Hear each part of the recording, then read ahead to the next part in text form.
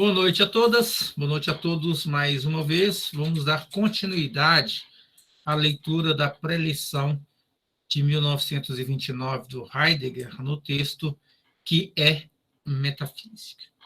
Estamos lendo esse texto como introdução ao nosso curso, porque é a partir dele que nós iremos discutir o lugar da metafísica no pensamento contemporâneo, no pensamento do século XX, mas também e principalmente o lugar da metafísica e o seu futuro no pensamento do século XXI.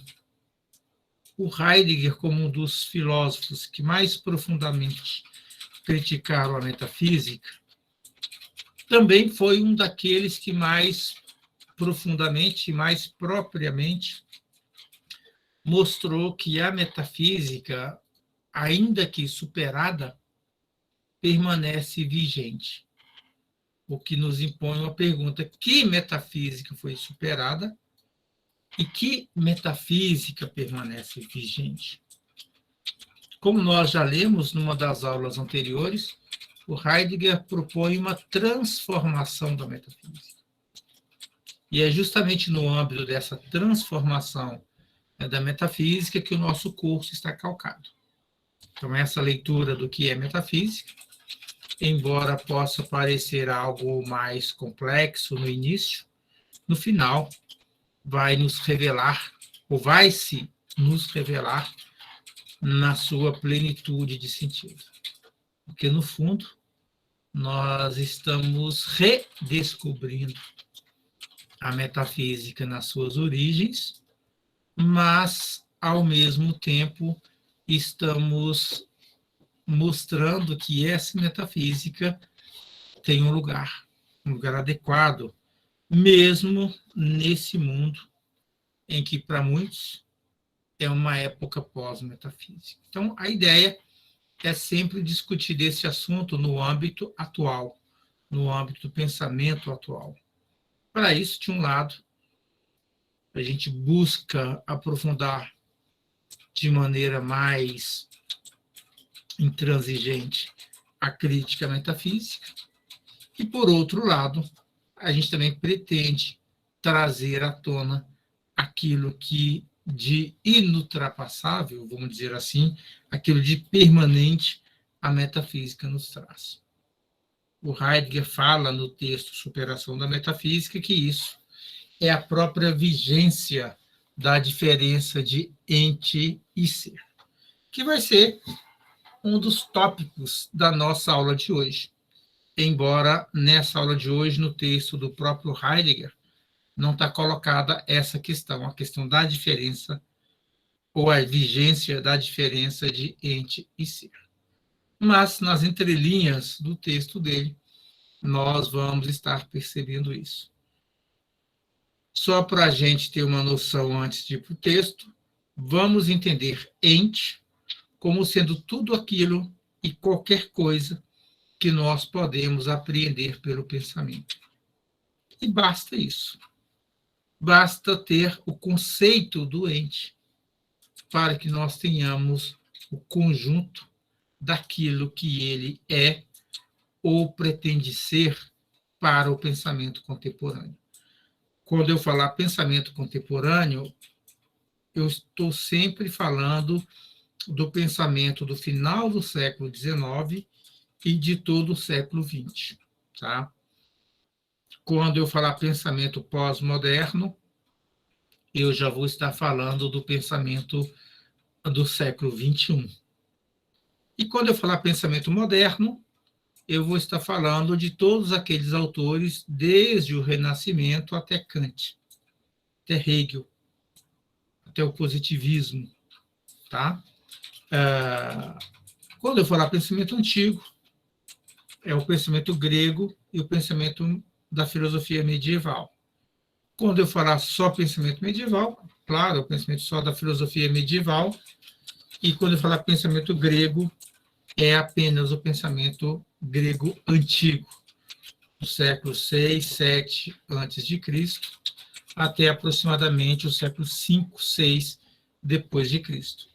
Sim, nós tivemos filosofia grega até o século VI depois de Cristo. Depois disso que o pensamento medieval triunfou.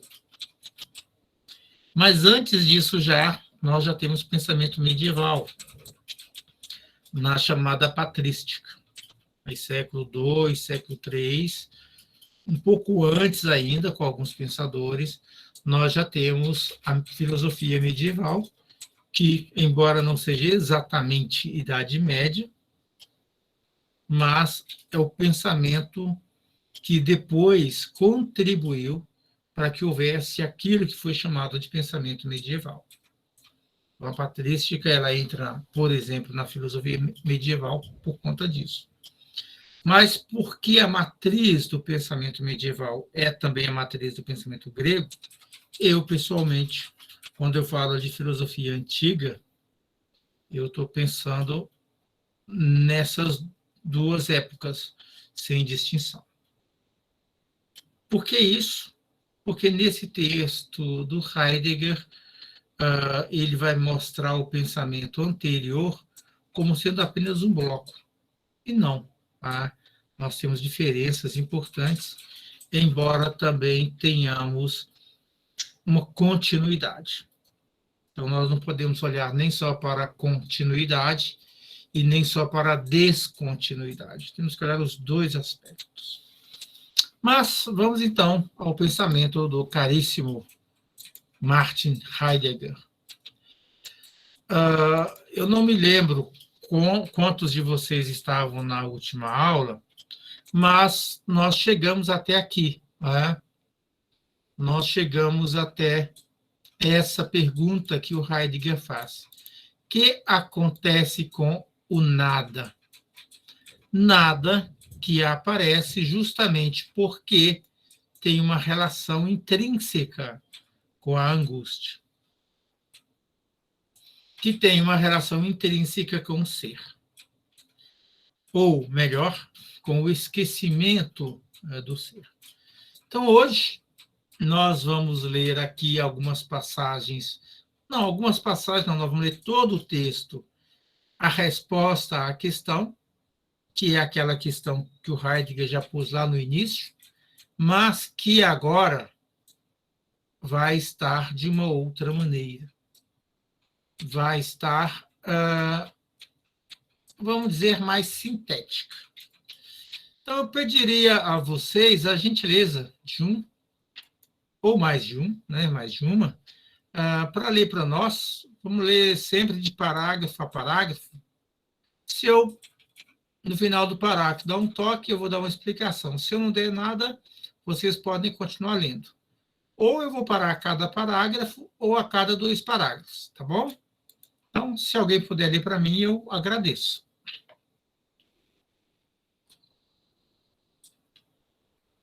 Vou aumentar um pouco mais aqui a letra. Posso ler, professor? Você pode, Alisson? Uhum. Ótimo, só vou ver aqui se deu certinho. Não ficou muito grande, né? E tem que diminuir um pouco. Isso. Agora sim. Uhum. Vou começar. Uhum. A resposta, primeiramente, a única e essencial para o nosso propósito já foi alcançada se tivermos a precaução de manter realmente formulada a questão do nada. Para isso se exige que reproduzamos a transformação do homem em seu ser aí, que toda angústia em nós realiza. Então, não consigo ler a palavra. Então contamos o nada que nela se manifesta, assim como se revela. Captamos o nada que nela se manifesta, assim como se revela. Com isto, se impõe ao mesmo tempo a exigência de mantermos expressamente longe a determinação do nada que não se desenvolveu na abordagem do mesmo. Ok. Então, eu parei aqui. Mariana, me ajuda. Eu acho que surgiu aqui uma dúvida. Não sei se você já leu até essa passagem, mas é fácil surgir dúvida aqui, por isso que eu parei. Vamos pegar do início. Olha o que ele diz. A resposta, primeiramente, a única e essencial, já foi alcançada. Como assim já foi alcançada? No âmbito da elaboração da questão, essa resposta veio. Lembram vocês que ali foi quando falamos da angústia, da relação da angústia, por exemplo, com o tédio, e da relação de ambos com o ente na totalidade. Então, o que é exatamente isso? Ora, isso é a questão do nada, diz ele. Ele ainda diz, já foi alcançada se tivermos a precaução de manter realmente formulada a questão do nada. Tem vários modos, né, de tocar nessa questão. Um desses modos é porque há, em geral, o ente e não antes o nada. Essa é uma das maneiras. A outra seria voltarmos para o pensamento científico e questionar a ciência. Por que a ciência trata do ente e mais nada? E desdobrar isso, tal como ele foi desdobrando. Quando chegamos na questão do tédio, o que ele nos diz? Nós nos entediamos com algo determinado.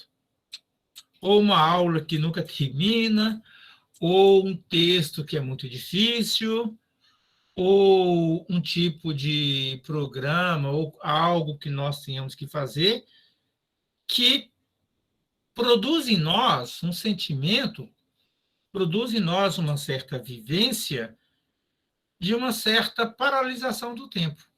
É como se o tempo não passasse. E, nesse sentido, o nosso tédio se dá em relação a um ponto determinado.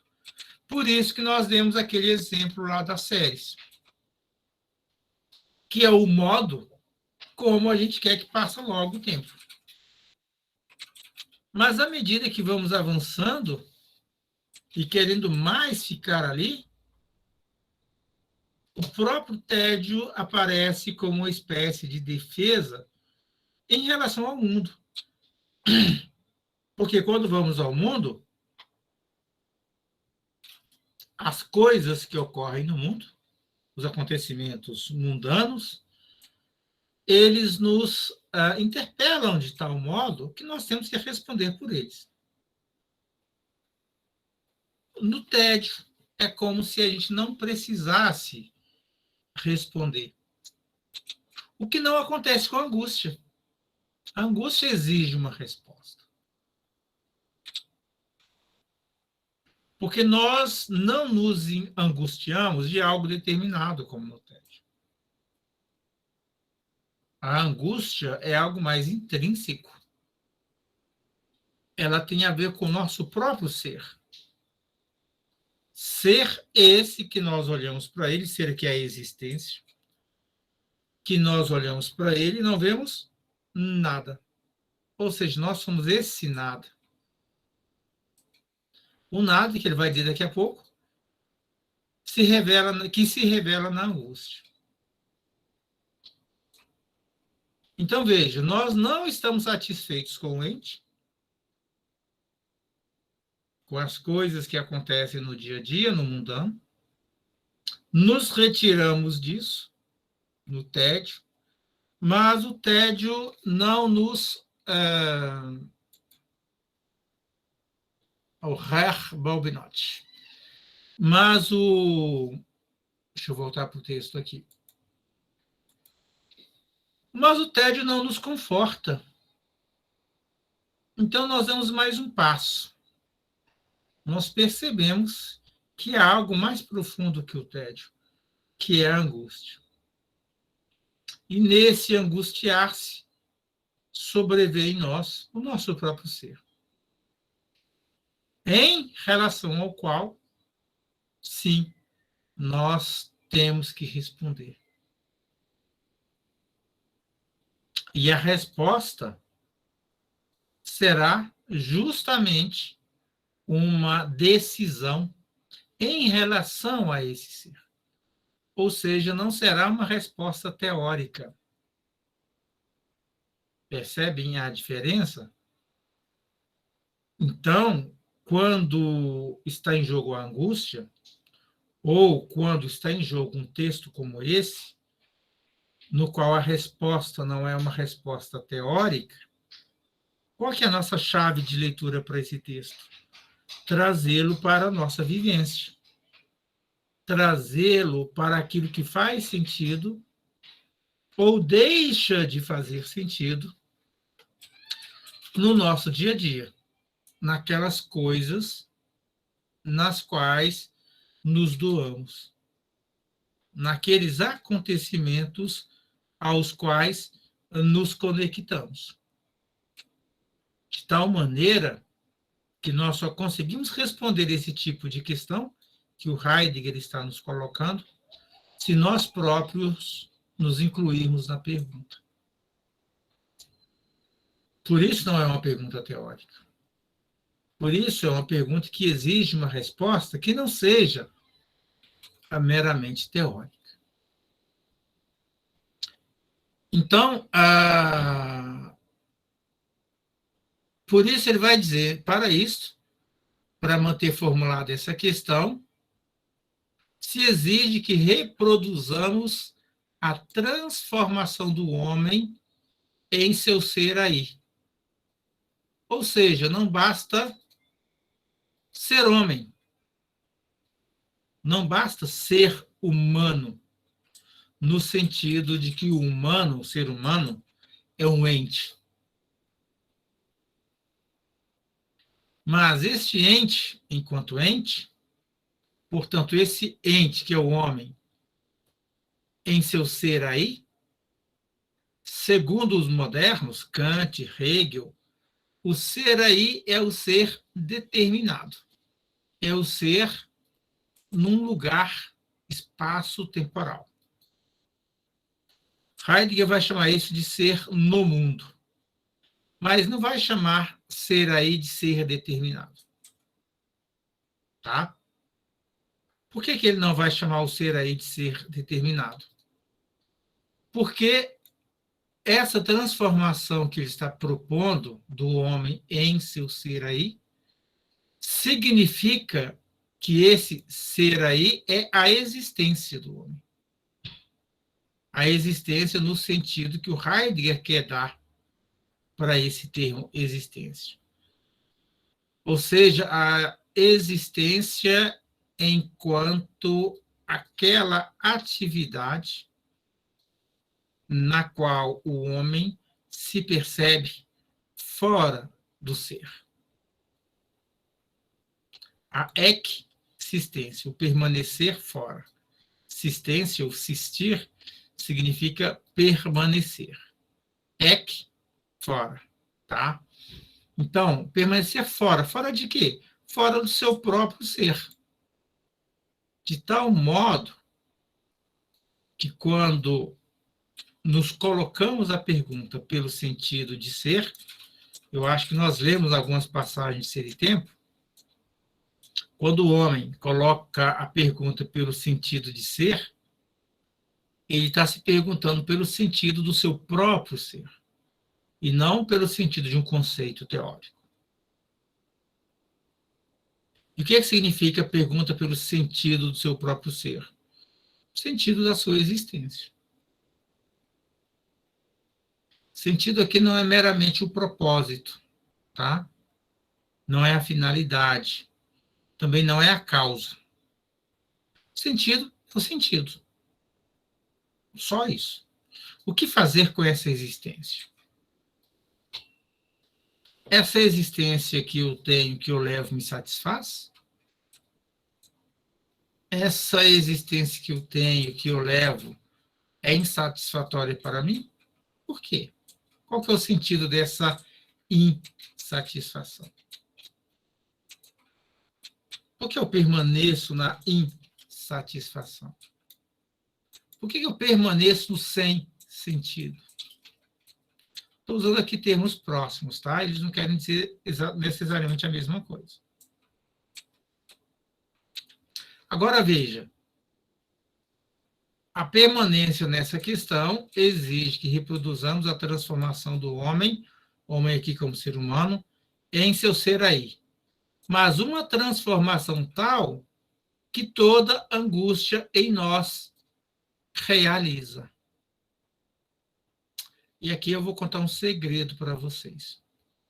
O que o Heidegger está querendo dizer com isso? Ele está querendo dizer que, ao nível da existência,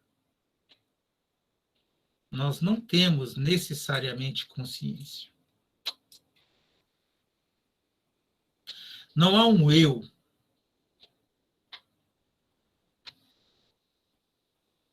Porque o eu já é uma representação do nosso si mesmo.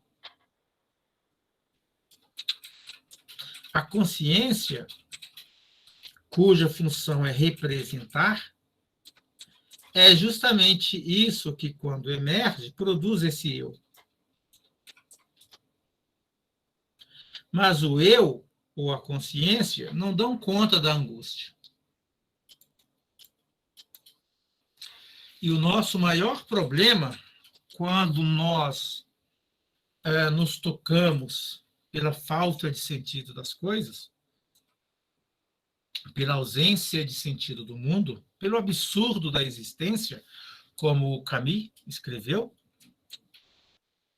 é porque nós queremos pensar o sentido das coisas com base na consciência. Ou seja, com base no modo de ser e de pensar limitado à representação. Então, quando a própria angústia realiza em nós a transformação do homem em seu ser aí, o que está acontecendo no fundo? Está acontecendo que o homem está sendo desconstruído justamente pela angústia. O que no homem está sendo desconstruído? Por que eu digo que o homem está sendo desconstruído? Porque está sendo desconstruído o seu eu. Porque está sendo desconstruída a sua consciência. O que é a consciência? É o saber com. Né? Isso em latim. Conscientia. É um saber que se dá com. Mas com quem? Esse é o problema dos modernos. Alguns entenderam essa consciência como uma relação consigo mesmo. Do eu, do si mesmo, com a sua representação de si mesmo. Descartes, Kant, Hegel. Mas Hegel, depois Nietzsche, de certo modo o próprio Schopenhauer, os filósofos que vieram depois, começaram a pensar isso numa outra dimensão, na dimensão do outro. Então, a consciência não era mais uma ciência consigo mesmo, mas com as outras consciências. Isso fez emergir a intersubjetividade. Mas, com a intersubjetividade, apareceu um outro problema. O que é isso que advém e nos permite ter esse contato uns com os outros?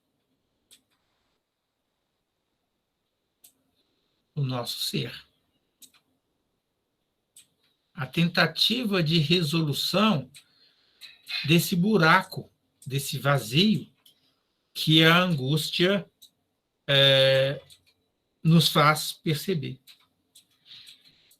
Ou disso que a própria angústia é para a grande maioria das pessoas. Por isso, a angústia realiza em nós a transformação do homem em seu ser aí. O que o Heidegger está querendo dizer com isso? Vamos manter ainda assim, meio que aéreo. Depois a gente pode ler no original essa frase. Agora veja, quando isso se dá, captamos o nada que nela, na angústia, se manifesta, assim como se revela. Que nada é esse? Não é o nada rien dos franceses. Não é o nada físico. Não existe nada físico na angústia.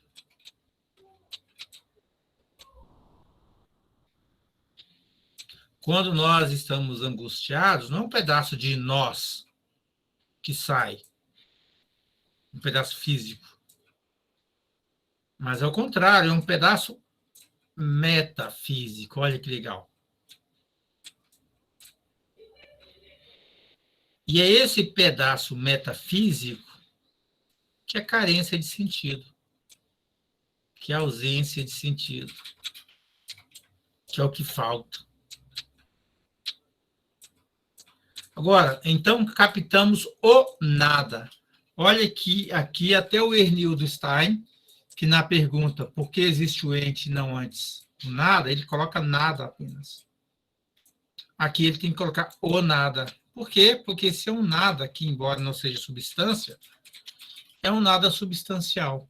É um nada que implica algo em nós. Então, por isso, olha que legal, uma outra implicação, a implicação da exigência de mantermos expressamente longe a determinação do nada. Por quê? Porque não existe uma determinação desse nada do qual o Heidegger está falando. Se nós determinamos esse nada, se nós determinamos essa angústia, nós a aplicamos a algum caso particular. Eu estou angustiado porque eu quero sair de casa e a pandemia não deixa. Por exemplo, como foi para a maioria das pessoas há um ano atrás. Ou há 6 meses atrás. E assim por diante. Uma determinação que não se desenvolveu na abordagem do mesmo, ou seja, o Heidegger não trabalhou isso. Ele não quer discutir um nada determinado. Porque um nada determinado seria um ente, não seria nada. Um nada determinado poderia ser um acontecimento com o qual não queremos nos relacionar. E, nesse caso, teríamos muito mais uma situação tediosa do que propriamente uma relação com nada. Mas veja, por que não determinar o nada? Porque seria algo meramente teórico e não vivido.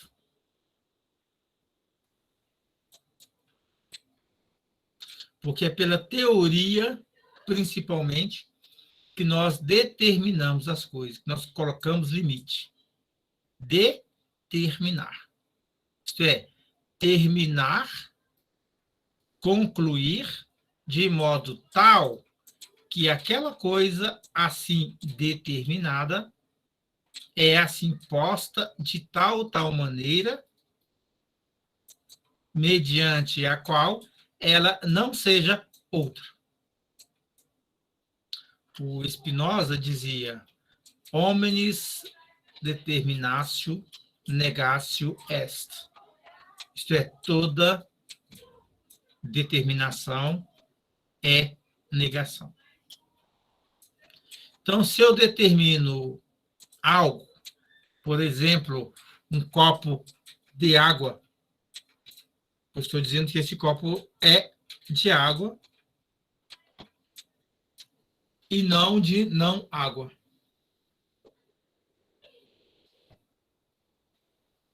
Então, quando eu determino, eu também nego. Mas não tem como fazer isso com nada. Porque se eu determinar esse nada, o que eu vou estar fazendo é me mantendo no esquecimento do ser.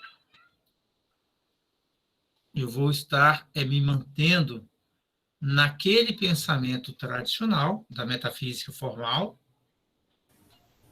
de um esquecimento do ser e, por isso, da representação do ente. Nada muda, a não ser as pessoas cada dia mais doentes, a não ser as pessoas que geralmente têm problemas e não conseguem perceber de onde vem esse problema. E aí o que acontece? Elas vão para o médico, elas vão para o psiquiatra, elas vão para o psicólogo e não se dão conta de que o problema delas é um problema relacionado com o ser, com a sua existência. Ok? Tudo isso está nesse parágrafo, tá? Quando vocês estiverem lendo, deixe vir a imaginação de vocês. Uma das primeiras maneiras de interpretar um texto é pela imaginação. Aí vocês ficam, mas e se estiver errado? É o seu modo de ser que ali está apontando. Nesse tipo de trabalho não há certo e errado. Existe aquilo que faz sentido e o que deixa de fazer sentido. Então, nós estamos buscando aqui algo que faz sentido. Então, se fez sentido para você, que está lendo o texto, que está trazendo esse texto para o âmbito da sua vida, esse sentido vai se mostrar, vai se revelar. Se não faz, não vai. Mas, para isso, cada um tem que se esforçar para que, então, a coisa se dê. Isto é, tem que levar a sério a leitura. Porque levar a sério a leitura desse tipo de texto é levar a sério a si mesmo, naquilo que é o nosso pensamento, naquilo que faz ou não faz sentido para nós, naquilo que nos satisfaz ou nos mantém na insatisfação com nós mesmos. Tá certo? Se tiver alguma questão, fique à vontade.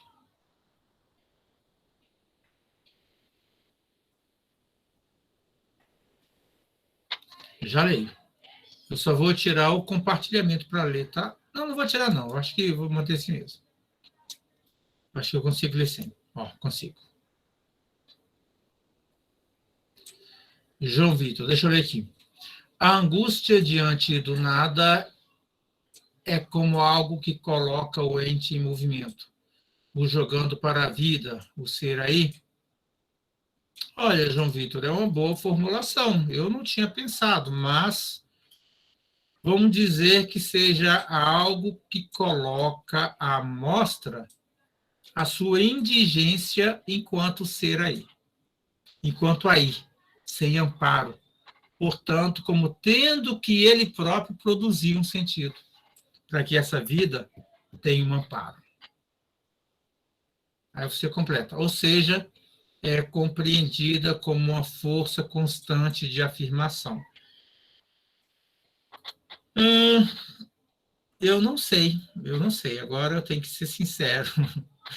Eu não sei pelo seguinte, porque aqui nós seríamos os otimistas, tá?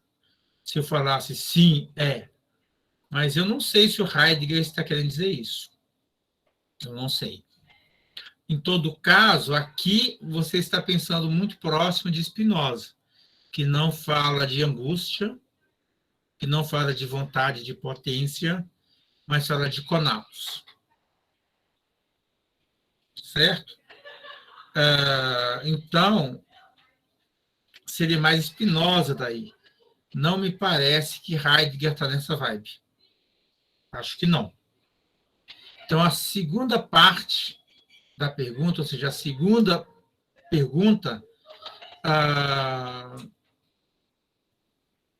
não que eu não vá responder, mas que eu vou deixar para um outro momento. Para que, nesse outro momento, se a gente tiver mais elementos, a gente pode responder adequadamente. Mas, em princípio, eu colocaria como duas perguntas diferentes. Então, na primeira pergunta, a angústia diante do nada é como algo que coloca o ente em movimento, o jogando para a vida, o ser aí? Eu diria que sim. Mas como? Mostrando o vazio dessa vida, o vazio desse ser aí, que para ser aí, tem que construir justamente esse aí. Tem que plasmar um mundo. Compreende? Tem que formar um mundo. Então, nesse sentido, sim. Ele o joga para a vida. Ela, né, Angústia, o joga para a vida. Porque ele só vai viver quando ele começar a construir o seu próprio mundo. Quando ele tiver projeto. Uma pessoa sem projeto, sem propósito, agora entra a palavra propósito, ninguém dá valor para ela. Vocês aí, quem é solteiro e solteira, vocês namorariam alguém que não tem um projeto de vida, que não tem propósito? Tudo para ela tá bom ou tudo para ela está ruim? Ninguém, né? Você pode ficar com uma pessoa assim por um tempo, mas você vai se cansando. Chega uma hora que você não quer mais nada com uma pessoa dessa. Então, no caso da primeira pergunta, eu digo, é isso mesmo. Porém, com alguma diferença que daqui a pouco eu falo. Já a segunda, ou seja, a angústia pode ser compreendida como uma força constante de afirmação? Eu diria não. Não. Porque se eu coloco ela como uma força constante de afirmação, eu entendo onde você quer chegar, João Vitor. Você está querendo chegar lá no Deleuze e no Guattari. Certo? Não, nesse caso não. Porque nós estaríamos entificando a angústia. Estaríamos determinando a angústia. Ao contrário, o ser humano foge da angústia. Por quê? Porque, na grande maioria dos casos, ele não quer responder pelas interpelações da angústia. Ele não quer responder pelas implicações que só o fato dele elaborar a pergunta já colocaria para ele, o ser humano. Então, justamente porque a angústia o desconstrói, nas palavras de Heidegger, o transforma, é que o homem foge da angústia. Tá? Não sei se eu fui claro o suficiente. Se não fui, se quiser reformular a pergunta, sem problema.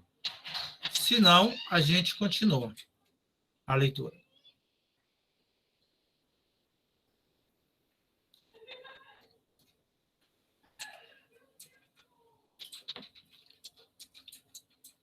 Podemos continuar a leitura, então? Então, Ariston, fique à vontade.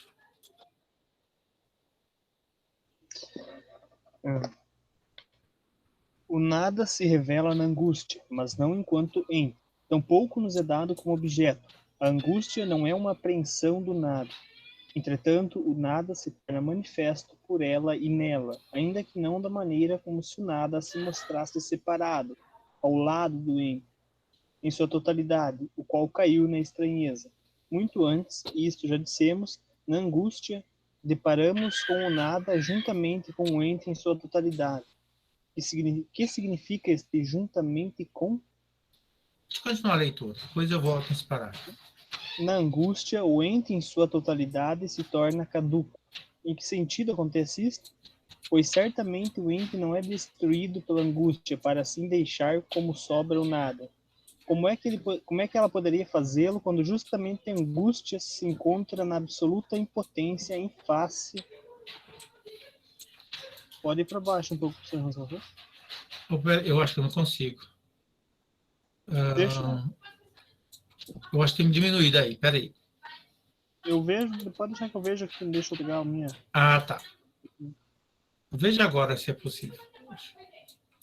Não deu, não. Ainda não, precisa página para baixo. Aqui ela vai para o outro lado, se eu fizer isso. Eu termino de ler aqui no meu texto. Mas essa parte que está aparecendo não é a continuação? Sim, mas eu acho que ele não está vendo. Eu vou ler, peguei o meu texto aqui agora. Uhum. Como é que ela poderia fazê-lo quando justamente a angústia se encontra na absoluta impotência em face do ente em sua totalidade? Bem, antes revela-se propriamente o nada com o ente como algo que foge em sua totalidade. Pode continuar. Na angústia não acontece nenhuma destruição de todo o ente em si mesmo, mas tampouco realizamos nós uma negação do ente em sua totalidade para somente então atingirmos o nada.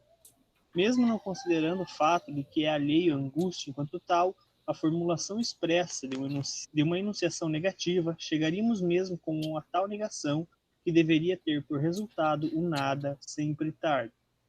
Já antes disto, o nada nos visita. Dizíamos que nos visitava juntamente com a fuga do ente em sua totalidade. Ok, agora sim. O que vocês diriam desses 3 parágrafos? Ele mexeu com vocês de alguma maneira?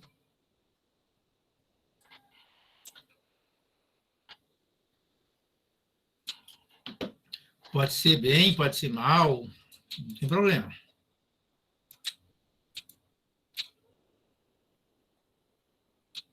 Assim, eu não entendi o que ele quis dizer ali, ó, nesse trecho aqui, nessa frase aqui, ó.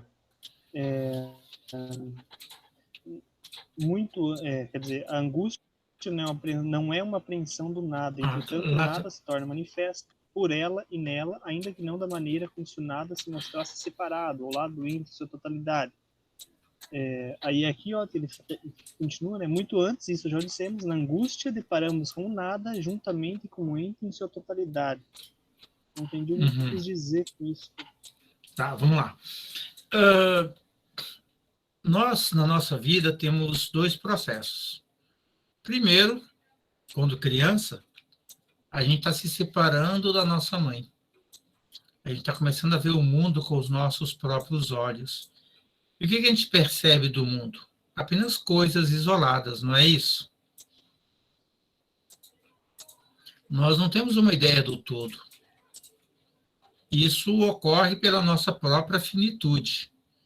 E sem pensar teoricamente.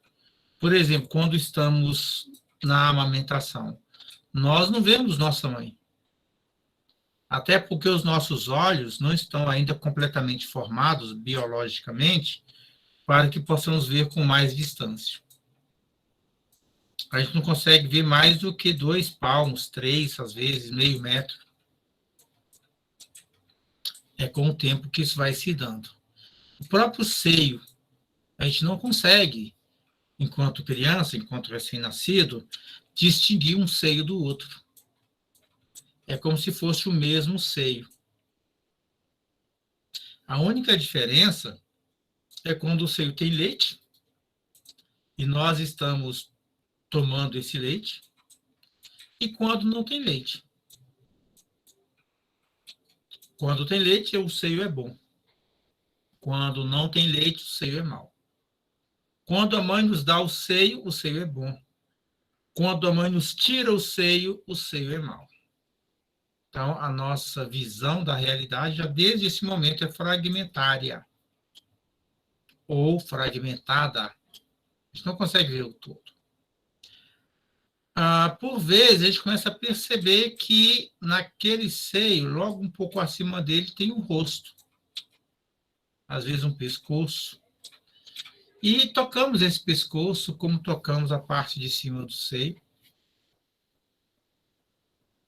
E aos poucos, muito aos poucos, vamos construindo uma imagem dessa que é a nossa mãe. Primeiramente, o que nós temos é só a voz e o seio.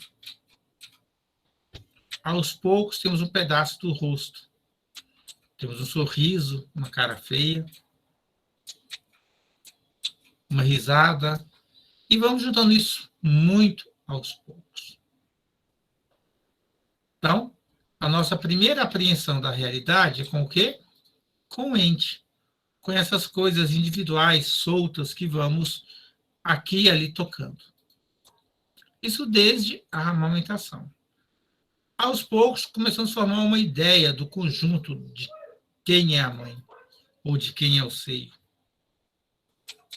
aos poucos, distinguimos nós mesmos das outras pessoas. Distinguimos nós dos nossos pais, dos nossos irmãos.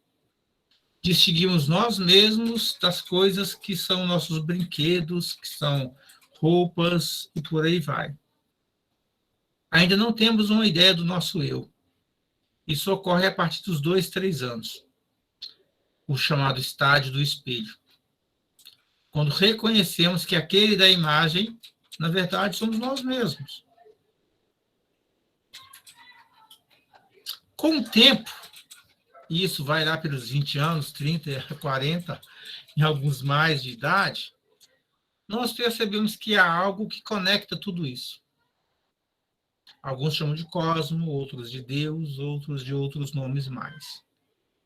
O que não é senão isso que o Heidegger está chamando do ente em sua totalidade. Está fazendo sentido, Ariston? Então, Sim. Aos poucos, chegamos nesse ente em sua totalidade. Mas quando nós chegamos nesse ente e pensamos nele, o que nos advém? Uma certa falta de sentido desse ente.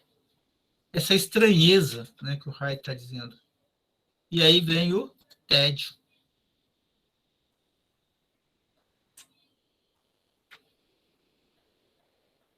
E junto vem a angústia, porque se cai esse ente na sua totalidade, cai o sentido. E aí não adianta nem o tédio determinando esse ente. Mas a angústia não destrói esse ente na sua totalidade. Nem cada ente. Porque ela própria não é ente, e o próprio nada que se revela nela também não é ente. Porque se fosse, como eu brinquei com um amigo meu um dia, não seria. Ou seja, se o nada fosse um ente, ele não seria nada. Seria outra coisa. Seria algo. Seria alguma coisa, como diz lá o Leibniz. Mas também esse nada não é objeto.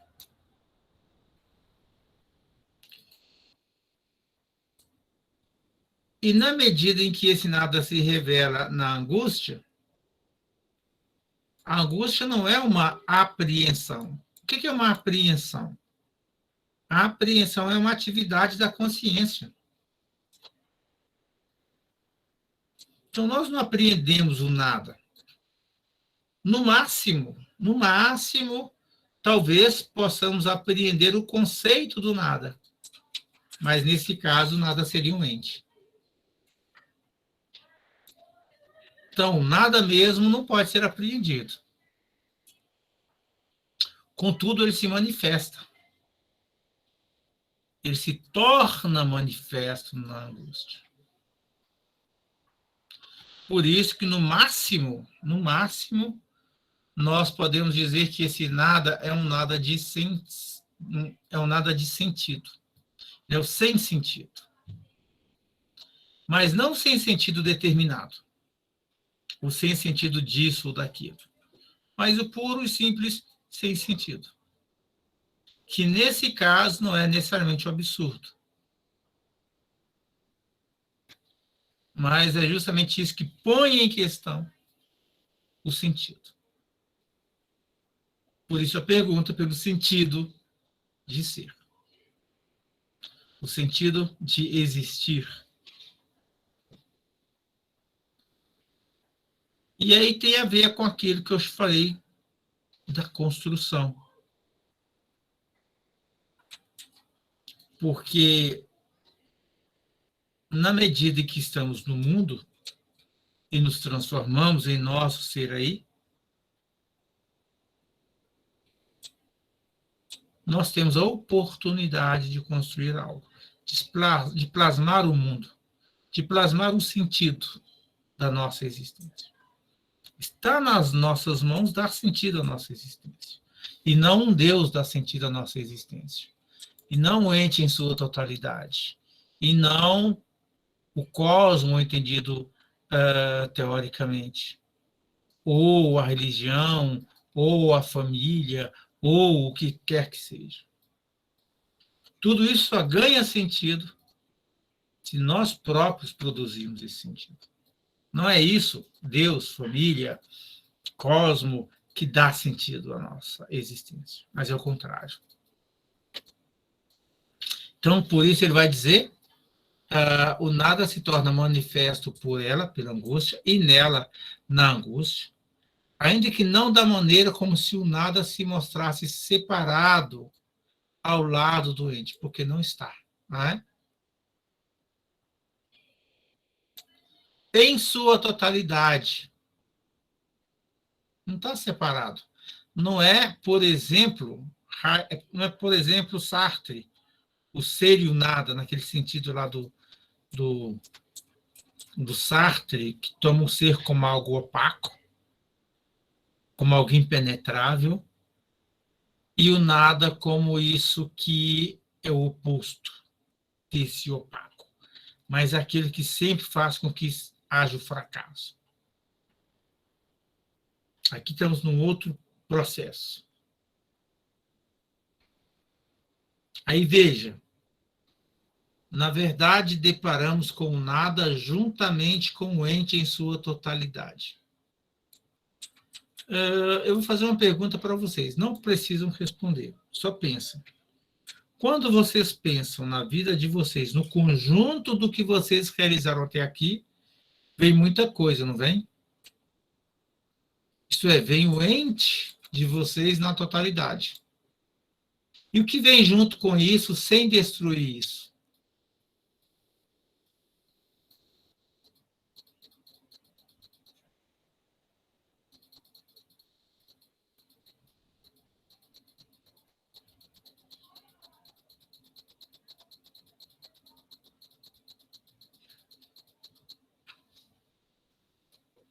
Porque isso tudo que vocês fizeram hoje, até hoje, é uma das possibilidades de ser que vocês realizaram.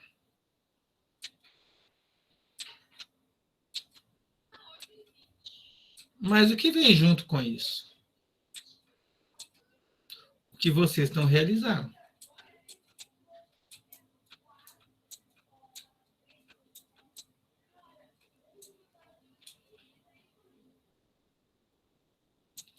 Ou ainda a desrealização permanente disso que vocês realizaram.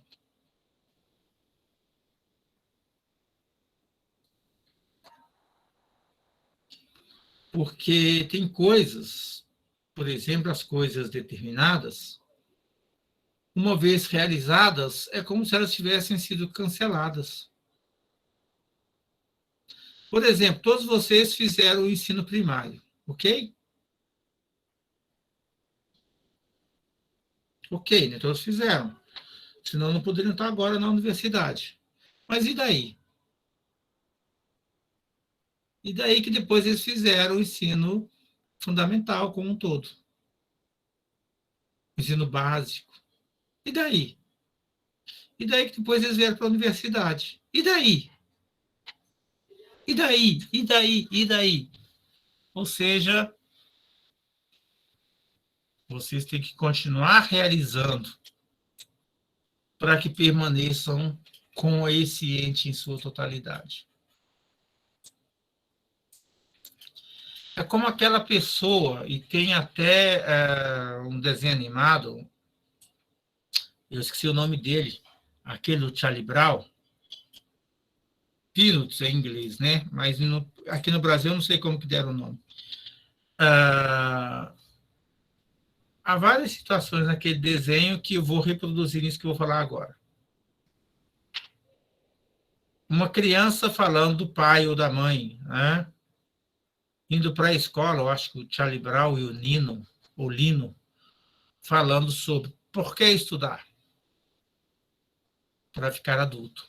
Por que ficar adulto para trabalhar? Por que trabalhar para cuidar da família e educar os filhos? Por que educar os filhos? Para eles para a escola. Por que vão para a escola? Ou seja, um círculo para muitos, vicioso. Mas um círculo, o ente na sua totalidade, na plenitude da sua, entre aspas, existência. Mas qual que é o sentido disso? De todo esse processo?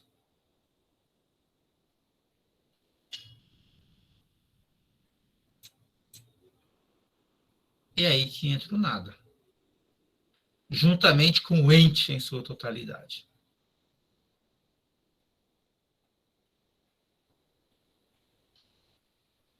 Se nós olharmos apenas o lado determinado disso tudo, não vai fazer sentido nunca.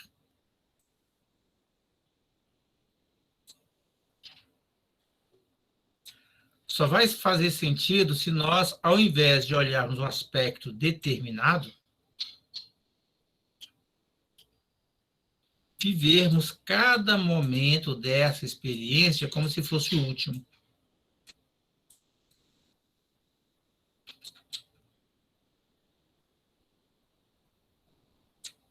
Nesse caso, e somente nesse caso, nós estamos trazendo à tona o ser.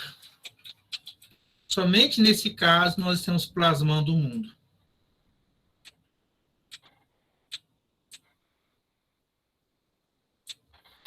Ou seja, na angústia, o ente em sua totalidade se torna caduco. Qual que é o sentido do ente em sua totalidade?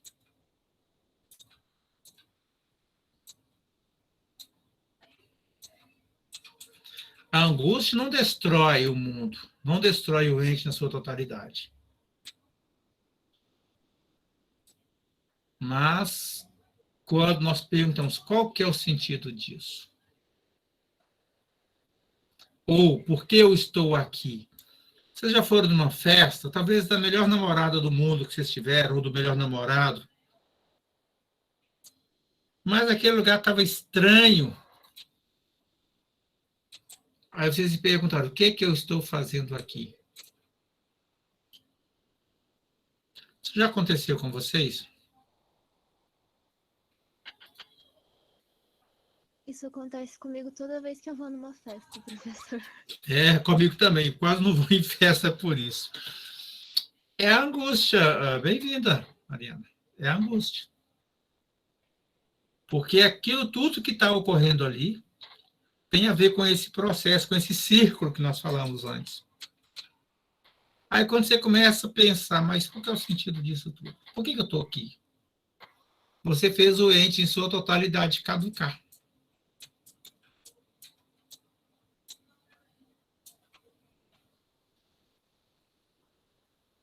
Ou seja, ele perdeu o sentido. Qual que é o sentido de ir numa festa? Alguém já me disse. Ah, ficar bêbado até cair. Será? Bom, para aquela pessoa era. Só que aí nós fomos trabalhar isso. Era uma paciente. Aí a gente foi trabalhar isso. E aí, claro, ela percebeu que isso não era sentido nenhum. Isso era fuga da angústia.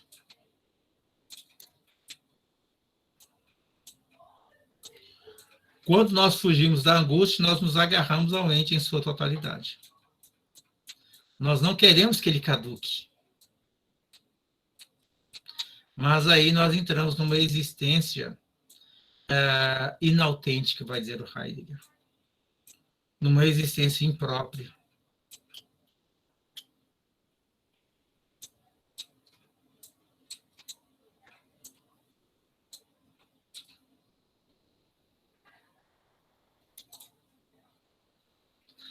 Agora veja, por que isso acontece? Porque a angústia ela é impotente contra o ente em sua totalidade. Ela não tem poder para lutar contra ele.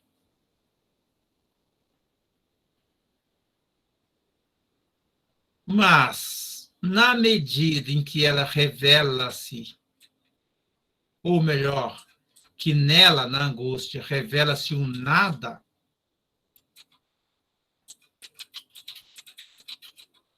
com o ente e no ente. É isso, né? Isso. como algo que foge em sua totalidade. Então, Mariana, eu vou dizer para você uma coisa. Bem-vinda ao meu mundo. Nós não fugimos da angústia. São aqueles que vão na festa e acham que é o melhor dos mundos possíveis, que estão fugindo da angústia. Professor, Oi. então, tipo, a gente deveria aceitar essa angústia, mas aí quando a gente aceita, Continua. Esse é o caminho. o cliente em sua totalidade. Não entendi o finalzinho. Aí quando a gente, tipo, aceita a angústia, isso não destrói o ente na totalidade, daí o que a gente faz? Boa pergunta. O que você faz? Ou o que cada um de vocês fazem? Você constrói o seu mundo. Você plasma o seu mundo, você forma o seu mundo, o seu projeto de vida. Aquilo que faz sentido para você. Mas isso não fica se destruindo, tipo, o tempo todo? Não. Porque se faz sentido para você, ok. Mas o que nós estamos chamando de faz sentido para você? Aquilo no qual você se realiza como essa pessoa que você é, como esse ser aí que em você está se mostrando, está se revelando a cada dia. Ou seja, por que nós vamos numa festa? Nada contra a festa, tá, gente? Mas a maioria de nós vamos numa festa. Eu vou tirar um pouco aqui o compartilhamento, depois eu volto. Por que a maioria de nós vai numa festa? Porque é convidado. Não é verdade? Se eu não for convidado, eu não vou numa festa.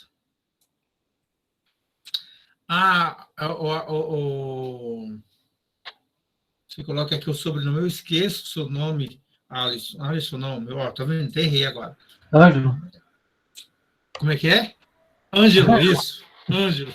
Eu leio Balbi, não para quem é Balbinotti, é o Ângelo. Eu já leio, tá, Ângelo? A pergunta. A sua também, viu, João Vitor? Mas vamos pensar um pouco aqui junto com a Mariana. Nós vamos numa festa por quê? Porque somos convidados.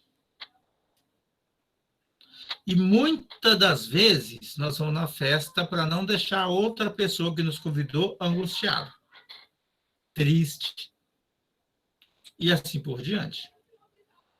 Às vezes nós vamos na festa porque queremos. Aí colocamos nosso melhor vestido, nossa melhor roupa. Por quê? Queremos arrumar um namorado. Queremos arrumar uma namorada. Queremos aparecer no fundo. Somos narcisistas, para quem está fazendo o curso de narcisismo, por exemplo. Então, Mariana e Samantha estão fazendo, não é? Isso. Agora, perdão aqui eu trazer uma coisa de outro curso, mas é que me veio na cabeça e eu acho que cabe muito aqui. Um narcisista, uma pessoa que só quer aparecer, que só ele está certo. Essa pessoa quer ir em todas as festas do mundo, para estar sempre se mostrando. Agora, será que aquela existência dele é autêntica, Mariana? Você que está no outro curso lá? Ou é um falso si mesmo, né? É um falso si mesmo. O Heidegger diria, é uma existência inautêntica. Agora, supondo que você quer ir numa festa, se sente bem numa festa, não é narcisista, mas gosta de conversar com as pessoas que estão ali, aprende com as pessoas que estão ali, não vai lá para beber para cair. Ok. Quando eu tinha 17, 18 anos, sabe o que eu fazia nas festas? Eu ia nas festas para conversar, eu praticamente não bebia nem comia. Claro que o pessoal parou de me convidar para as festas. Mas alguns amigos ainda convidavam e eu ia numa boa. Mas os meus motivos eram outros do que da maioria das pessoas que estavam ali. Então, o problema não é ir na festa. É ir numa festa na qual você pode ser você mesmo. Autenticamente falando. Que você ir para agradar o outro, você não é você mesmo. Você ir para beber até cair, você não é você mesmo. Está passando mal, tem um problema de saúde ali. Tem que tratar. Ir numa festa para se mostrar e ser lá o dono da noite, a dona da noite, também é um problema psíquico, tem que se tratar.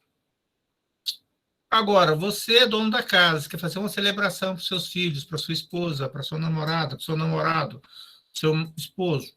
Ok também. Nas festas nós celebramos coisas. Então percebam que muito do que nós fazemos tem a ver com certas representações em nós. Isso, na maioria das vezes, prejudica. Porque o problema não é o que fazemos, o problema não é ir na festa. Mas por que fomos na festa? Né? Como fomos na festa? Ou em tal trabalho, ou em tal curso, ou numa passeata contra o governo, ou numa passeata a favor do governo, não importa aqui as ideologias, só os exemplos, tá? Então, tudo isso vai dizer respeito qual que é a nossa relação ali com o ente na totalidade, com aquela estranheza, e com nada de sentido disso. Eu estou acrescentando aqui propositalmente, nada de sentido, tá? Vou voltar agora para a questão do João Vitor e para o Herr Balbinotti, que vai ajudar a completar esse raciocínio. O João Vitor diz, conta a pergunta que eu fiz anteriormente. Sim, estou com Spinoza na mente. Agradeço a resposta, essa parte do texto começa a ficar clara. Que bom, João Vitor, gostei também. Mas vamos pegar o Spinoza para Cristo agora. O Spinoza diz, homines determinatio negatio est, ou est negatio, né, como alguns dizem. Então, toda determinação é uma negação. Negação de quê? Daquilo que não é determinado. Quando eu digo isso é um copo, eu também estou dizendo isso não é uma xícara. Isso não é um prato, isso não é um computador. Ou seja, isso não é não copo. É o princípio de identidade aqui. É lógica, formal. Então, estou determinando. Agora, quando eu digo isso é um copo, tá aí daí. Qual que é o sentido de um copo? Ah, vocês dizem, ele serve para a gente tomar água. Não, isso não é o sentido, isso é uma função. Pode falar, o caríssimo Herr Balbinotti. Ângelo. Não, era sobre a minha pergunta, só que eu queria emendar ela um pouco. Vai, emenda. Pois é, eu só queria fazer uma pergunta antes. O fato de eu ir, ao invés de ir numa festa, mas eu escutar música, por exemplo, é uma escolha que com o mesmo sentido. Por exemplo, se eu for... Não no sentido de se achar numa festa, mas no sentido de eu querer descansar a mente, por exemplo. Então, eu vou numa festa, conversar com as pessoas, jogar a conversa fora e fazer muita coisa. Ou eu posso ir ouvir bar, por exemplo. No mesmo sentido, eu sei que o indivíduo que vai na festa, ele pode se achar, querer se achar, ele pode, sei lá, ele pode querer fazer um monte de coisa. Mas nesse sentido de eu querer ir na festa para descansar a mente, no caso, ele tem o mesmo sentido de descansar numa música, mas nesse caso que eu escolho a música e nem vá numa festa, por exemplo? Essa seria a primeira pergunta. Eu acho que sim. Depois eu elaboro melhor a resposta. Mas pode continuar. Não, porque daí eu estou entendendo essa tentativa de fuga da angústia, tentando dar um caminho e tentar negar ela, como algo para dar sentido na existência, certo? Mais ou menos. E daí, por isso que eu coloquei na religião. Isso é o que eu estou entendendo, né? Mas daí a religião ela não acabaria com isso, como eu coloquei, exterminaria, porque daí você pode viver considerando tudo aqui uma coisa meio passageira que, sei lá, você vai ir para um paraíso se você seguir certas ordens. E é isso, por exemplo, eu posso dar só sentido só para isso. E considerar que as coisas, né, se a gente for considerar o cristianismo, né? Bela questão essa da religião. Daí ele meio que extermina, né? Extermina essa questão, eu acho, pelo menos. Quer dizer, o indivíduo que de fato segue, né? Porque hoje a gente tem um monte de cristão aqui que isso, né? O que Tomás de Aquino diria disso tudo? A doutrina, Imagina. não sei. Eu lembrei do Tomás de Aquino, que eu vou responder a partir dele, tá? Não, mas eu quero alguém que seja, que de fato siga, né? Tomás de Aquino segue, não? Sim, tá pra você? Só que é algo metafísico, né, professor? Esse que é o ponto. Tipo, não é algo daqui.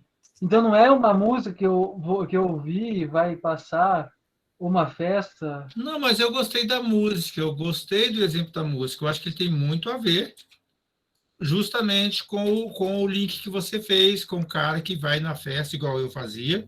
Eu ainda faço às vezes, né? As pessoas convidam menos agora, mas até que eu quase não conheço ninguém aqui também, mas ainda vou em algumas festas. Mas veja, qual que é a questão importante? Primeiro, você ir por você, não pelo outro. Ou seja, você está indo lá não para agradar o amigo ou a amiga, mas porque você quer ir.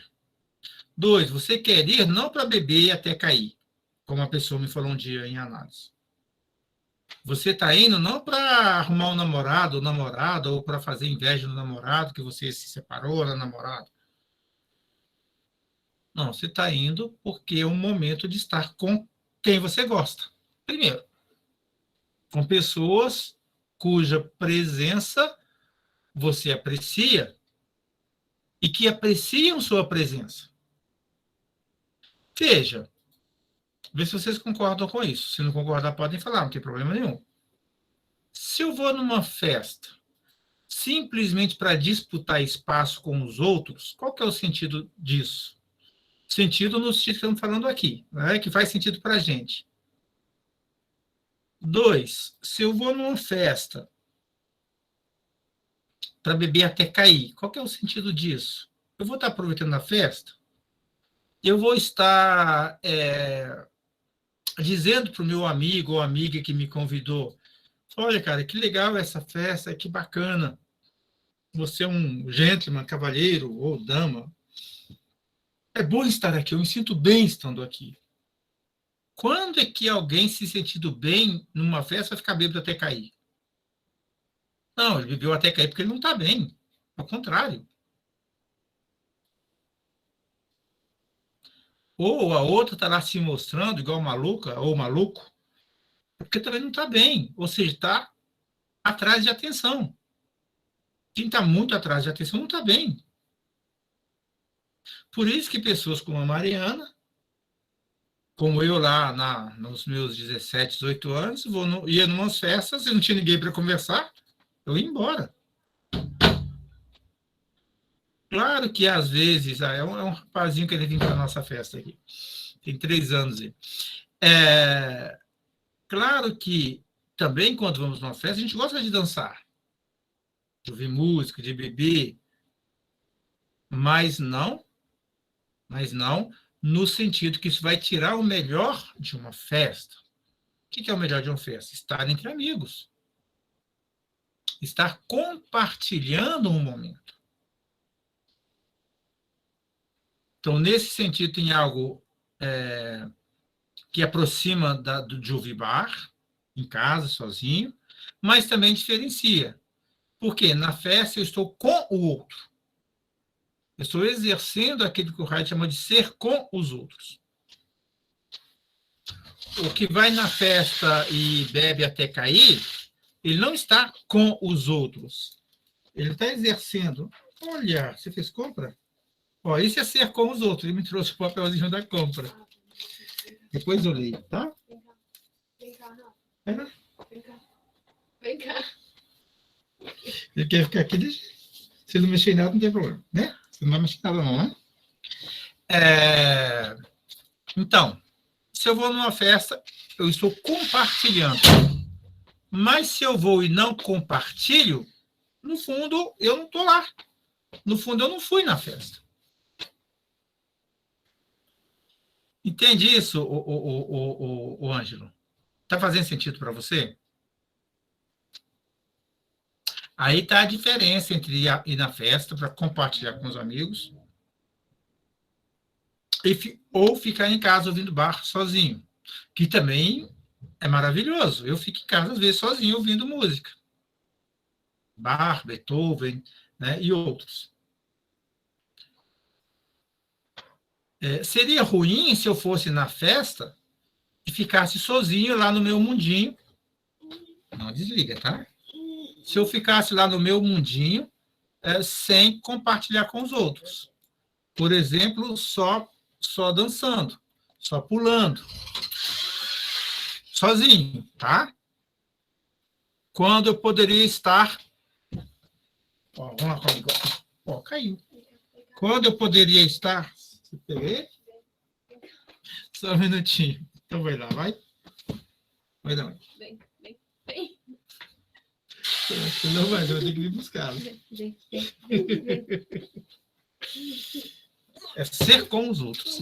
É isso aí, Rafa. Só um minutinho. Cadê?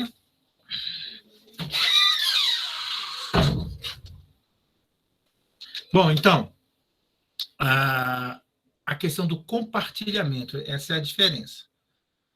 Mas eu posso fazer um exercício muito interessante com o meu ser, ficando em casa sozinho, ouvindo bar.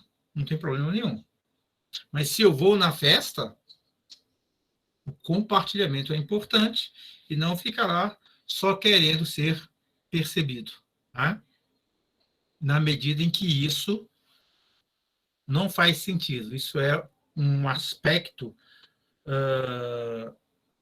de uma vida na qual está ali se mostrando um falso self, um falso si mesmo. Porque se ninguém me nota, eu fico triste, eu fico arrasado para essa pessoa. Né? No fundo, o que ela está fazendo é idêntico à pessoa que vai na festa para cair. Ela não vai lá não se relaciona com as pessoas. Ela permanece na dela, mas ela está fugindo dela mesma. Ou seja, ela está fugindo da angústia. Ao contrário, quem fica em casa sozinho ouvindo bar, o meu querido Ângelo Balbinotti, ele está trabalhando a sua angústia. Quando eu ouço bar, no fundo eu estou elaborando a minha angústia. Mas se eu vou na festa para beber até cair, se eu vou na festa só para ficar pulando lá para as pessoas me perceberem, ou ficar lá só querendo chavecar, no fundo, eu estou fugindo da angústia. Mas se eu vou lá para conversar numa boa com as pessoas, eu estou elaborando a minha angústia. Mesmo se eu estou lá paquerando alguém ou sendo paquerado. Tudo depende de que sentido ontológico aquilo está trazendo para mim. Só rapidinho aqui para eu te dar a palavra, tá, Ângelo? Tem que falar aqui da sua própria questão da religião. Não, E da... Já respondeu ali. Já está pronto, então. Não, então vamos para a Mariana. Aí depois você volta. A Mariana disse, eu acho que a religião extermina porque dá um sentido. Tem dois aspectos que eu ia falar agora, né, na resposta para o Ângelo, Mariana. E aí você já colocou essa questão. O que ela extermina, né? Ela coloca um sentido, é verdade, ela dá sentido para uma existência na relação com o ente. Por quê? Porque a pessoa se imagina, eu vou viver no outro mundo, a minha alma vai ser salva. Então, tem toda a angústia desse mundo. E a pessoa faz uma opção. Eu vou viver na tristeza, eu vou viver no sofrimento, eu vou viver na doação, porque depois, no outro mundo, eu vou ter a redenção. É uma proposta no além. O Pascal, que é um cara fabuloso, o filósofo, né, Blaise Pascal, falava da aposta. E isso teve muito sentido na época dele. No fundo, na nossa existência, nós fazemos uma aposta. A religião é uma aposta no outro mundo. Porém, ela também é uma fuga da angústia. Ela não extermina a angústia. Ela só toma um partido pelo ente na totalidade. Isso para os crentes, quer dizer, os religiosos comuns, que não questionam o sentido da religião. Porque veja, o que é religião? Religare. O que é religare, no fundo? Estar no ente em sua totalidade. Agora, mesmo aqueles religiosos mais fervorosos, mas também mais profundos, e aqui eu estou falando do filósofo Tomás de Aquino. Estou falando de Santo Agostinho, tá? Estou falando de Santo Alberto, desses grandes religiosos que foram também filósofos, os grandes místicos.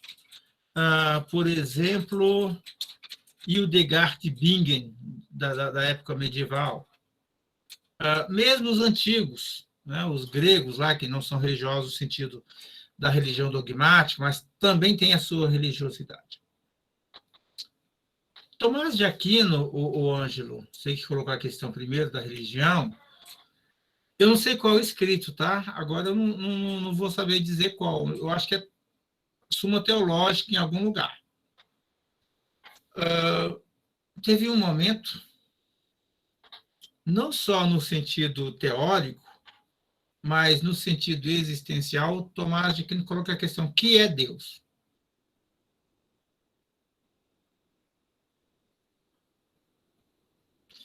E ele avança para a questão do S. O que é o S? É o ser. Mas o que é o ser, no fundo? É nada. Então, Tomás de Aquino, que é religioso, foi religioso, ao colocar uma questão, a questão do S, como sendo aquela essência que tem nela mesma sua existência, ou como aquela existência que ela própria é a sua essência, e quando Heidegger fala que o Dasein é aquele ente cuja existência exige ser, ter existência, se realizar, ele está retomando isso de Tomás de Aquino, que é um santo, para a Igreja Católica, pelo menos. Tomás de Aquino questionou esse Deus dessa religião.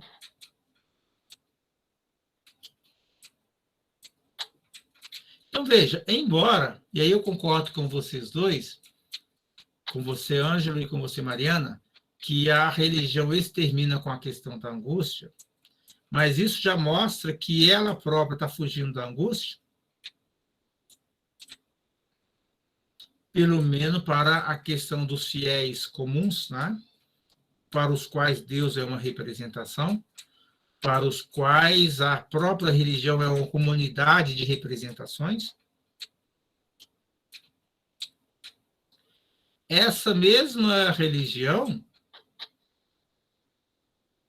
quando frequentada, vamos chamar aqui a religião da nossa festa, quando frequentada pela Mariana, Ângelo, por mim, por você, também acredito pela Samanta, pelo Giovanni, pelo João Vitor, pelo Alisson, que acabou caindo, e foi pelo Tomás de Aquino, ela foi questionada. Ou seja, uma prova de que a angústia, o nada, não destrói o ente na sua totalidade é isso.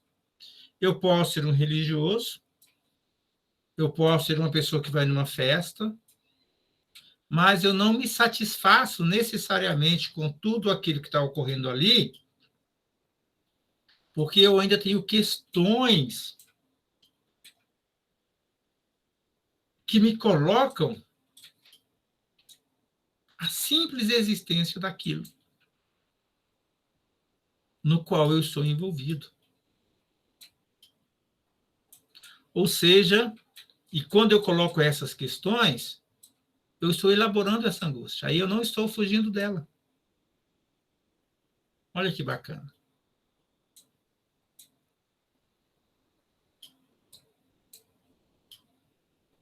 Ok? Mas então, eu tinha falado antes que ouvir bar e ir na festa para conversar seria elaborar a angústia? Sim. Mas mesmo. Bom. Conversar. Você falou em jogar conversa fora, né? Aí não, porque jogar conversa fora é só algo factual. Mas se eu vou numa festa e tenho lá uma boa discussão sobre as letras das músicas, sobre teatro, sobre filosofia, eu estou elaborando a angústia. Se eu estou ouvindo bar, mesmo que seja só para relaxar, ok? Você está elaborando a angústia. Você pode estar ouvindo funk, dependendo da letra desse funk, você está elaborando de algum modo a angústia. Ou seja, qual que é o problema? O problema é ser o sentido que nós buscamos, ele é meramente entitativo. Ou seja, ele diz respeito meramente com passar o tempo.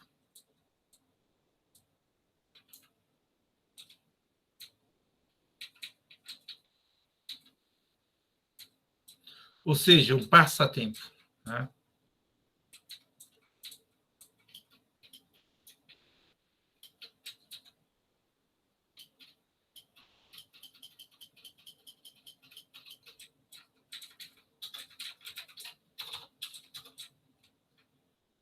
Fez sentido ou isso deu tilt em vocês?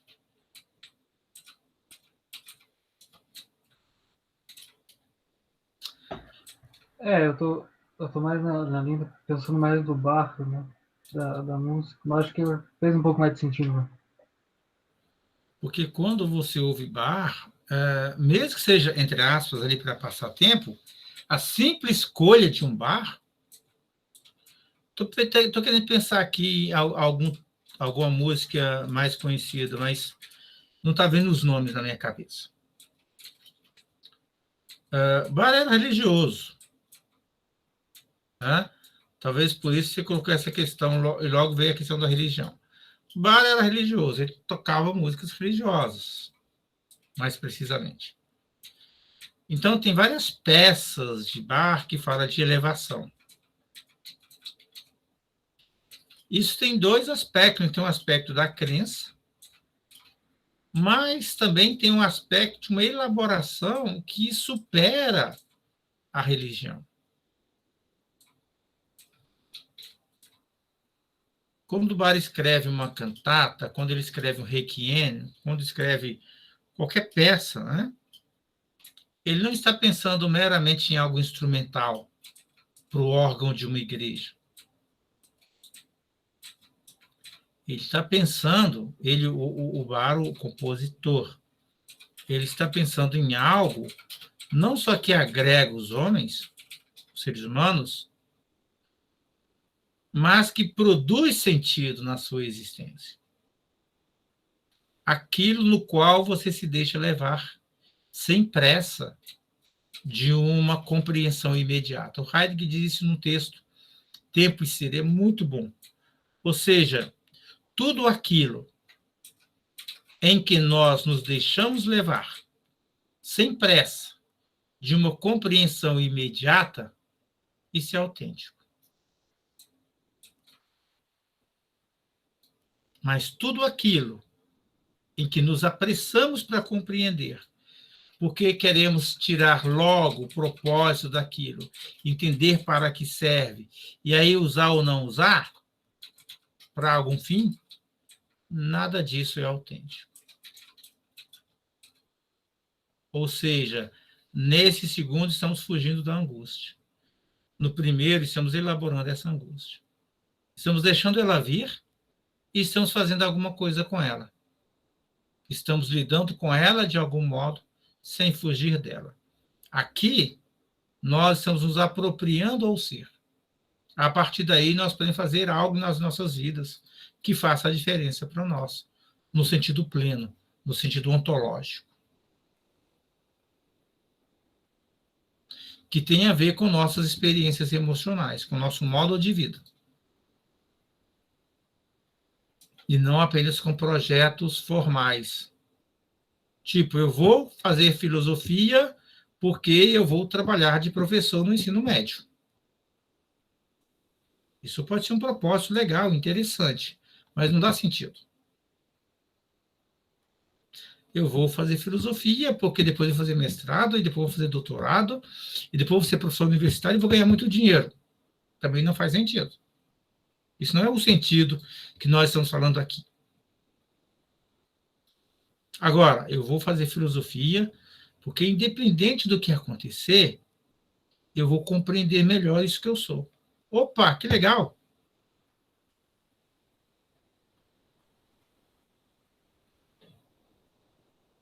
Ou eu vou seguir a religião X porque ela é a melhor para eu salvar minha alma.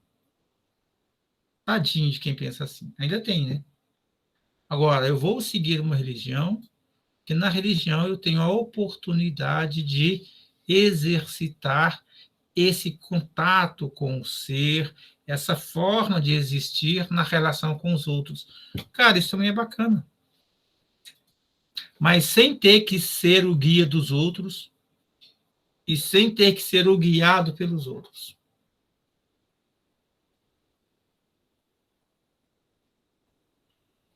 Compreende? Ou seja, independe do que eu faça.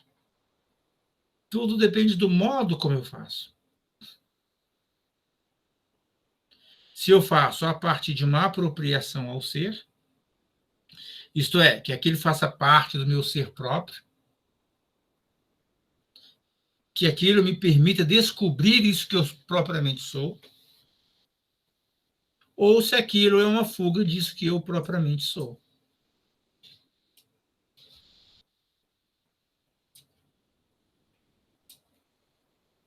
Diga, pode falar. Então, no caso, essa fuga seria mais essa questão imediata de não querer, essa, por exemplo, de ir querer trabalhar lá só para ganhar dinheiro, no caso? Justamente. Então, a elaboração é quando você busca, né? Perfeito. Seja lá em que sentido for, né? Em qual caminho for. Perfeito. Você busca o sentido além daquele imediatismo que você dá uma utilidade rápida, mas é muito mais que isso, é muito mais elaborado. Justamente. Que você tem angústia, você tem consciência dela, então você busca elaborar ela através de alguma coisa que faça sentido para você na tua vida. Pode ser ouvindo música, pode ser escrevendo música. Entendi. Pode ser fazendo filosofia, pode ser dando aula de filosofia, pode ser indo na igreja, não tem problema nenhum de ir na igreja, né? Escrevendo contos, poesias, lendo isso. Então, cada um vai ter um modo de elaborar, que é plural, né? Não dá para dizer que é esse ou aquele modo, porque é a vivência. Não seria, como você falou, né? Não é a forma, mas é o modo, né? Justamente. Entendi. Perfeito. Pessoal, se vocês têm alguma dúvida, falem, porque são 9h03. Então, acho que na leitura do texto não vale mais a pena a gente retomar hoje, não. Nós já estamos terminando o horário, então só mais 7 minutos. Quer dizer, já acabou, na verdade, mas começamos um pouquinho mais tarde, então podemos ficar um pouquinho mais. E quanto ao texto, né, cada parágrafo é um mundo, e também estamos terminando. Eu acho que na outra aula a gente consegue terminar, eu acho que é 2 páginas só aqui. Tá? Não, talvez um pouquinho mais. Mas dá numa boa para a gente continuar na próxima aula com essa discussão, porque está muito boa. E assim que terminarmos essa leitura, vai ficar muito mais fácil seguir os outros autores. Tá? Então, falta um pouquinho ainda. Vamos ficar por aqui, mas se alguém tiver dúvida ainda, por gentileza, pode fazer. E a gente responde, daí fechamos hoje. E se ninguém tiver dúvida, daí nós já fechamos também. Vamos ver aqui, João Vitor. Se não estiver extrapolando o tempo da aula, a elaboração da angústia depende, portanto, de um certo uso do tempo, em conjunto às possibilidades que nos são apresentadas. Deixa eu pensar um pouquinho aqui. Você está fazendo pergunta difícil. Todas são difíceis, né? Então, a elaboração da angústia depende, portanto, de um certo uso do tempo. Vamos trocar essa palavra uso, porque tem muito de kantiano nela. Tipo, Kant fala o uso teórico da razão, o uso prático da razão. Né? Vamos chamar de experiência do tempo. Ok, João Vitor? Então, eu diria, a elaboração da angústia depende, portanto, de uma certa experiência do tempo, de uma certa vivência desse tempo, portanto, em conjunto com, eu colocaria um com aqui, as possibilidades que nos são apresentadas. Perfeito. Por quê? Porque tudo se resume à possibilidade de ser. Nós temos duas possibilidades, segundo Heidegger.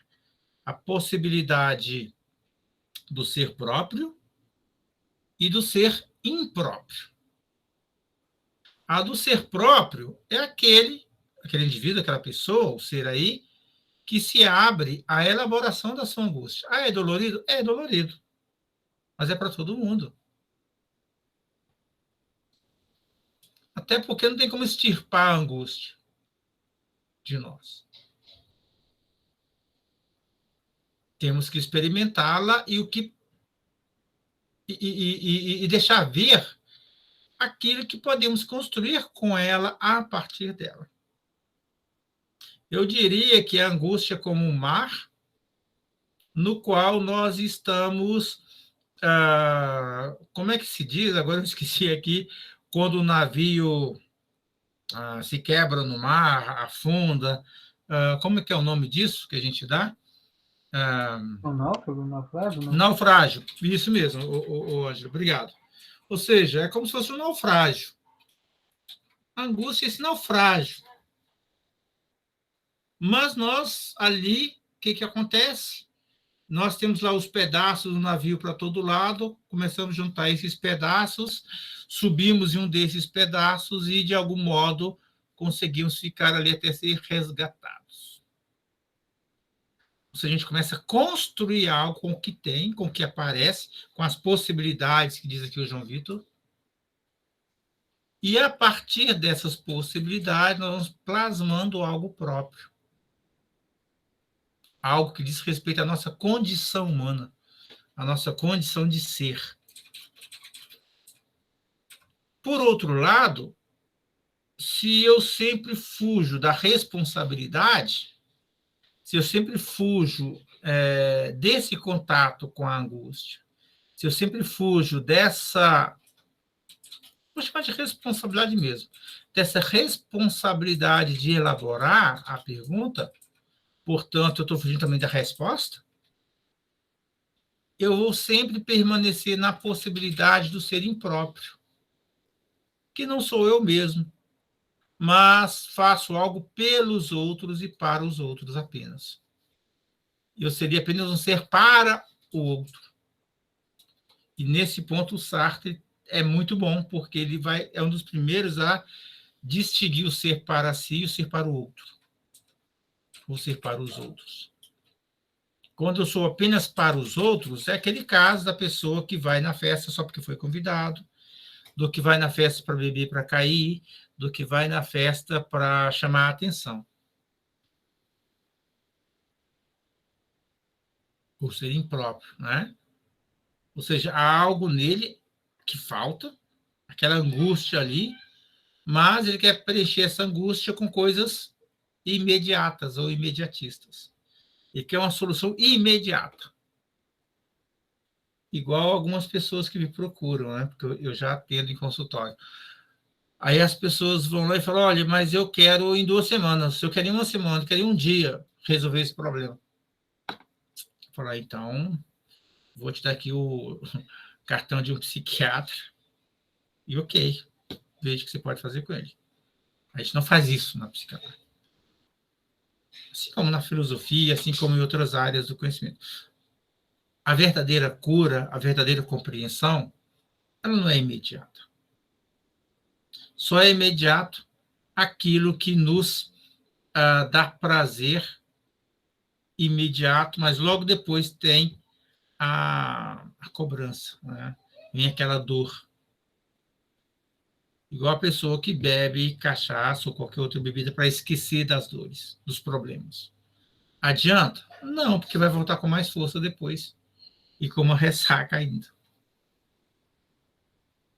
Mas se a pessoa que teve um dissabor qualquer tenta elaborar por que aconteceu aquele dissabor, por que a namorada o deixou, por que o namorado a deixou, se a pessoa parar para elaborar isso, para entender por que aquilo aconteceu, aí tem um ganho. Aí essa pessoa amadureceu. E é a mesma coisa aqui. Aqui é um amadurecimento do próprio ser, né? Nesse sentido pleno de uma compreensão de si mesmo enquanto esse ser aí, esse ser com os outros no mundo. Beleza? Ficamos por aqui?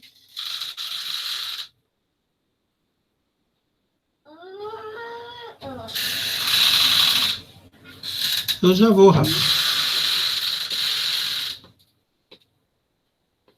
Você quer estudar? Você quer estudar?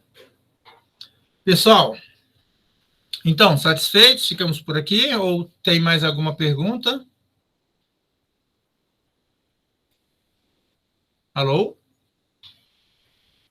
Eu acho que não tem mais muito. Acho que ficou bem claro. Acho que os estoicos falavam algo parecido com isso, né? Eu não me lembro se é Sêneca ou Epicteto que falava que é meio que um círculo vicioso, né? Você tem a angústia, aí você busca um prazer imediato, aí depois desse prazer você tem uma ressaca, depois vem a angústia pior ainda. Justamente. Eu acho que o Epicuro também fala assim, né? É, uma coisa assim. Epicuro também fala. Não, perfeito. Os estoicos foram um dos primeiros a tratar desses assuntos. Muito bem lembrado, Ângelo. Pessoal, ficamos por aqui hoje, então. A gente volta na semana que vem, continuando essa leitura e discutindo esses pontos, tá? E o chamado esquecimento do ser, que Heidegger fala, que a metafísica fez, é justamente o fato dela ter posto de lado essas questões que agora, a partir do Heidegger, nós estamos discutindo aqui. Beleza? Então, continuamos nessa redescoberta do ser e nessa elaboração da angústia na próxima segunda-feira, tá bem? Até lá. Tchau, tchau. Boa noite, pessoal. Boa noite, até mais. Boa noite, gente. Boa noite.